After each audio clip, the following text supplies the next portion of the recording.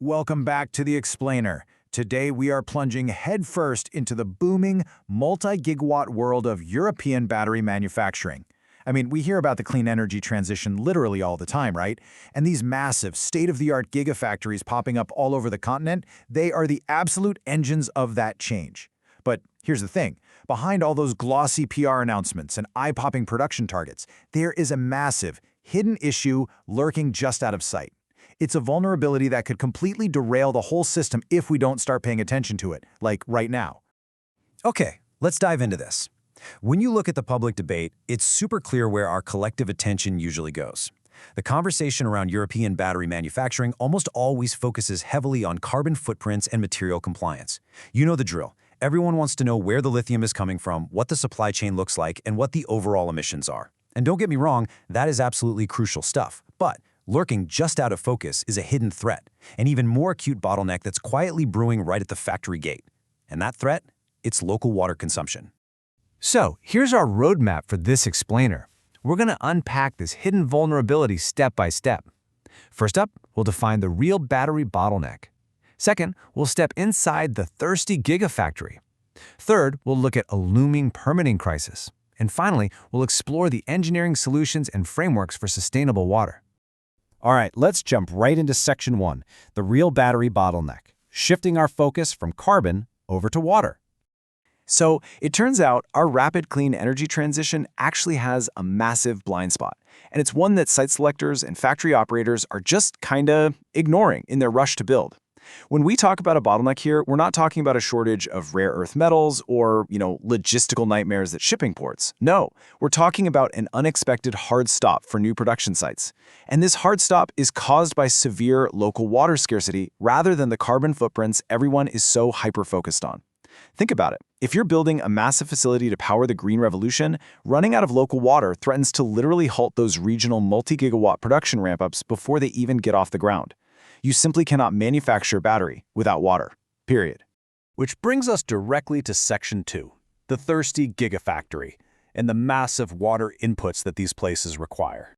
Now, what's really interesting about this is to truly understand the scale of the problem, we have to zoom in from that macro European economic boom right down to the micro-level realities of the chemical processes happening on the factory floor. The sheer scale and the specificity of these water-intensive processes is just staggering. These gigafactories are incredibly thirsty machines. To keep them running day in and day out, they require massive water inputs for things like cathode processing, mixing complex chemical slurries, and the rigorous equipment cleaning you absolutely have to maintain extreme purity. You just can't build modern lithium-ion batteries without an enormous continuous supply of clean water flowing directly through these highly sensitive processes. And as you might guess, that continuous supply takes a really heavy toll. Let's zoom back out for a second and connect those factory floor processes to the actual regional consequences. Just take a look at the at-risk regions we're dealing with. Places like Southern Europe and parts of Eastern Germany. These are drought-prone areas, and their regional water tables are already incredibly stressed. So you take the immense demands of those factory floor processes we just talked about, and you drop them directly onto these vulnerable regional aquifers. It's a complete mismatch between industrial ambition and geographical reality. Which leads us straight into Section 3, a looming permitting crisis and the regulatory blind spots that are letting this happen. We are witnessing this intense friction right now between environmental planners who want to rapidly expand clean energy and the hard physical limitations of local ecosystems.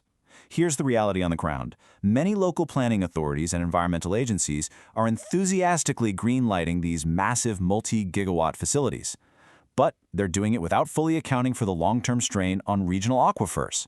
And it's not even just about the sheer volume of water being extracted either. It's also the incredibly complex chemistry of industrial wastewater treatment.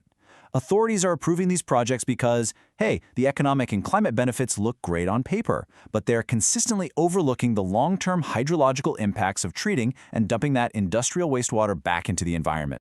And the consequences of this institutional oversight, they are imminent and they are severe. If we just ignore this, we're looking at massive friction. Local water scarcity could trigger a sudden, brutal tightening of extraction permits.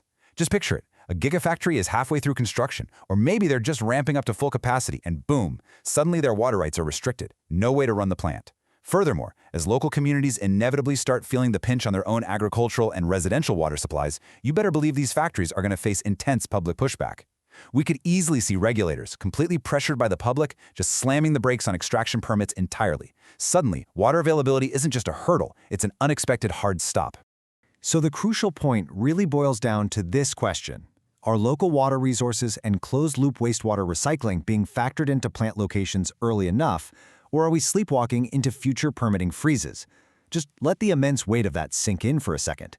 The entire European supply chain for electric vehicles could end up completely bottlenecked, not because we ran out of lithium, not because of a drop in consumer demand, but because of water permitting freezes that we just blindly walked right into.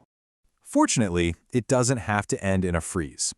Let's pivot to Section 4, Frameworks for Sustainable Water, where we look at securing access and preventing those shutdowns. And this brilliantly illustrates a clear path forward, breaking down the specific engineering solutions that planners and Gigafactory operators absolutely have to adopt. Step 1. The industry has to integrate water-centric strategic site selection, and they have to do it early. Water can't just be an afterthought anymore. It has to be a primary deciding factor for where these factories are physically built. Step 2.